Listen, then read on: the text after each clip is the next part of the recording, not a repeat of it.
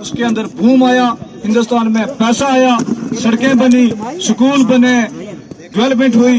جب پورا ہندوستان ترقی کی راہ پہ تھا تو چودھری ذوالفقار صاحب ہمیں بیکورڈنیس کی طرف لے کے جا رہا تھا.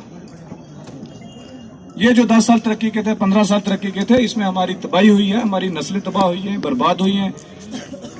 مجھے لوگ کہتے ہیں کہ تو بار بار ایک ہی سپیچ ریپیٹ کرتا ہے, تو وہ زخم وہی ہے نا, تو میں کیا کروں پھر, کیا کروں میں.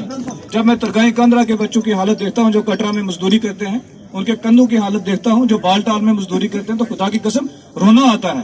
دیکھنا کبھی آپ ان کو, ان کا درد کبھی سمجھنا. تو اگر ویژن ہوتا, کام کیا ہوتا, کوئی 2-4 یہاں فیکٹریاں ڈلوا دی ہوتی, ایریا کو ٹورزم پہ لایا ہوتا, ایجوکیشن کا سسٹم اچھا کیا ہوتا, تو ایک ریولوشن آ سکتا تھا. پڑھے لکھے نوجوان ہونہار لیڈر تھے ذوالفقار صاحب, لیکن ان کا ایک ہی تھا کہ اپنی ڈیولپمنٹ کرنی ہے, پبلک کی نہیں کرنی ہے. یہاں ہمارا ساتھی یاسین چوہان کھڑا ہے, اس نے مجھے قسم کر کے کلمہ پڑھ کے بولا ہے کہ میں نے روڈ مانگی کہ مجھے دار ساکری میں 2 کلومیٹر روڈ دو.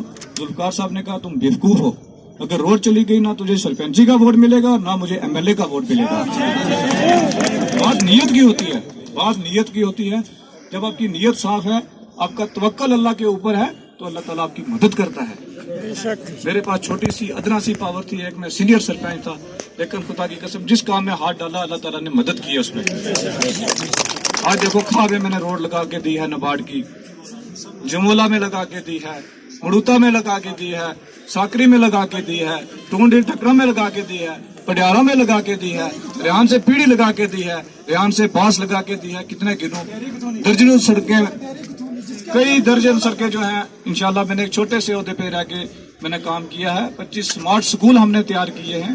اس کے بعد میڈیکل اکوپمنٹ 2 کروڑ کے ہم نے پرووائڈ کیے ہیں پچھلے 3 سال میں. 6 ایمبولینسز یہاں پہ ہم نے لائی ہیں. ہم آپ کا درد تکلیف سمجھتے ہیں, ہم نے خود یہ چیزیں سہن کی ہوئی ہیں. میں ریحان سے پیدل 6 کلومیٹر پیڑی جاتا تھا پڑھنے, 6 کلومیٹر جانا اور 6 کلومیٹر آنا, 12 کلومیٹر. مجھے اس چیز کا احساس ہے کہ ہمارے بچے اسکول کیسے جاتے ہیں.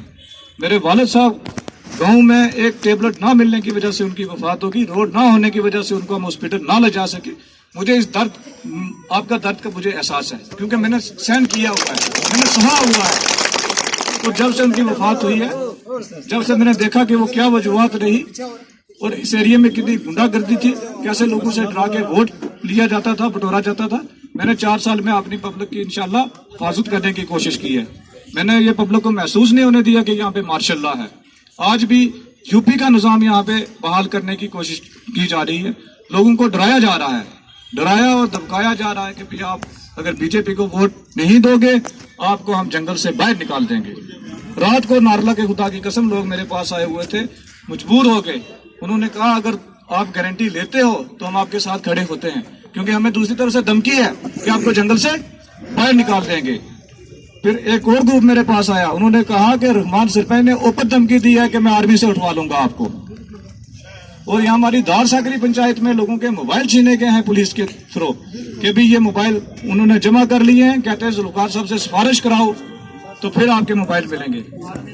اور ذوالفقار صاحب کہتے ہیں کہ جو میرا ایجنڈا ہے, میری میٹنگ کہاں ہوگی, یہ ایڈمنسٹریشن طے کرے گی. تو یہ گنڈا گردی نہیں تو اور کیا ہے, ڈکٹیٹرشپ نہیں تو اور کیا ہے. یہ UP اور بہار کا ماڈل کیا آپ چاہتے ہو یہاں پہ آئے؟ تو پھر آپ نے جیسے غیرت کا تقاضا آپ لوگوں نے دکھایا ہے, ایسے ہی 25 تاریخ کو پھر دکھانا ہے. نیشنل کانفرنس کے بٹن کو دبا کے آپ نے NC کی اور کانگریس کی گورنمنٹ کو یہاں پہ بحال کرنا ہے. آپ نے دیکھ لیا کہ پچھلے 10 سال میں کوئی سرکاری جاب نہیں ملا کسی کو, کوئی ڈیلی ویجر بھرتی نہیں ہوا, کوئی RET ٹیچر بھرتی نہیں ہوا, کوئی آنگن واڑی سینٹر نہیں کھلا. اور ہمارے جو آلریڈی بھرتی ہیں امپلائیز, ان کے اتنے سروس میٹر ہیں خدا کی قسم, روز آتے ہیں روتے ہیں. ٹرانسفر پالیسی ذوالفقار صاحب نہیں بنا سکے کیبنٹ منسٹر ہو کے RET ٹیچر کے لیے. کوک ہیں بیچارے, 200 500 روپے سیلری ملتی تھی, وہ بھی نہیں ان کو مل رہی ہے جو اسکولوں میں کوک ہیں. جن لوگوں نے لینڈ ڈونیٹ کی ہے ان کا کوئی عطا پتہ ہی نہیں ہے. تو حالات آپ کے سامنے ہیں. آج جج کی کرسی پہ آپ ہو, فیصلہ آپ نے کرنا ہے, آپ نے فیصلہ کرنا ہے. اور آپ نے سپاہی بن کے اگلے 20 دن کھڑے ہونا ہے. آپ 20 دن سپاہی بن کے کھڑے ہوں گے, اگلے 5 سال خدا کی قسم نوکر بن کے آپ کا کام کروں گا. اور میرا وعدہ ہے मैं वो लाल शरीफ की गद्दी से या शाहनवाज की गद्दी से कोई धोखा नहीं करूंगा। इस अंधेरे से इंशाल्लाह अल्लाह के करम से, वलियों की दुआ से मैं इस एरिया को इस अंधेरे से बाहर निकालूंगा। शुक्रिया, अल्लाह हाफिज। और मार किथे लानी है?